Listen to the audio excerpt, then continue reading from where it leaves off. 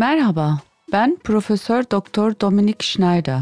Dortmund'da çocuk kliniğinin başındayım ve bugün çocuk sağlığı sorunları hakkında konuşacağız. Bugün öksürükten bahsedeceğiz. Çocuğum neden öksürüyor?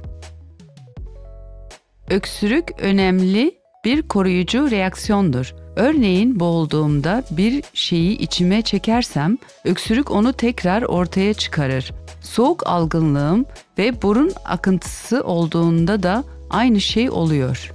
Mukus tekrar öksürülerek çıkarılır. Öksürük bronşiyal tüpler ve akciğer için bir çöp imhasıdır. Öksürüğü olan çocuğuma nasıl yardımcı olabilirim? İlk ve en önemli şey çevrede sigara içilmemesidir. Bu her zaman kötüdür. Çünkü sigara dumanı bronş tüplerine zarar verir. İkinci şey çocukların çok sıvı tüketmesi gerektiğidir. Evet, bu her zaman çok önemlidir. Çünkü mukusu sıvı tutar. İlaca çok az ihtiyaç vardır. Genellikle satılan öksürük şurupları bir bardak ılık çay kadar yardımcı olmaz. İşte bu yüzden sıvı tüketmek özellikle çok önemlidir. Temiz hava da iyi gelir. Çocuğun gerçekten temiz hava aldığından emin olalım. Ve eğer çocuğun ateşi yüksekse ateşi düşürmek için bir şeyler de verilebilir. Çünkü o zaman çocuk daha iyi nefes alabilir. Çocuğum öksürük şikayetiyle ne zaman doktora gitmelidir?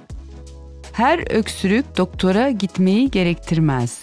Her durumda öksürüğe yüksek ateş eşlik ediyorsa bir doktora görünmelisiniz. Yani 39'un üzerinde veya 40 dereceye kadar varan ateşlenmelerde. Çocuğunuz nefes almakta güçlük çekiyorsa da doktora gitmelisiniz.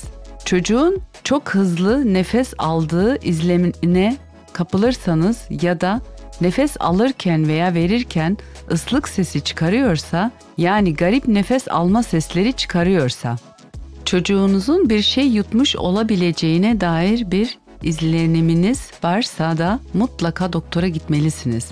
Örneğin şunlar: yer fıstığı küçük çocukların etrafta koşuşturduğu evlerde bulunmamalıdır. O zaman da bir doktora görünmelisiniz ve aksi takdirde çocuğun çok zayıf, çok uykulu olduğu ve artık iyi sıvı tüketmediği izlenimine sahipseniz. Kendi çocuk doktorunuza gitmek ne kadar yararlıdır? Önce kendi çocuk doktorunuza gitmeniz her zaman en doğrusudur. Çünkü onlar çocuğu tanır ve çocuğun genellikle nasıl davrandığını bilir. Ayrıca çocuğun daha önce öksürüp öksürmediğini, bunun kronik bir öksürük olup olmadığını da bilebilirler. Ayrıca çocuğa sadece mevcut durumda değil, uzun vadede de yardımcı olabilirler. Çocuğumun antibiyotiğe ihtiyacı var mı? Antibiyotikler nadiren gereklidir. Öksürük patojenlerinin çoğu virüstür. Bu da antibiyotiklerin işe yaramadığı ve bu nedenle sadece gerçekten zatürre olduğunuz izlenimine sahipseniz gerekli olduğu anlamına gelir.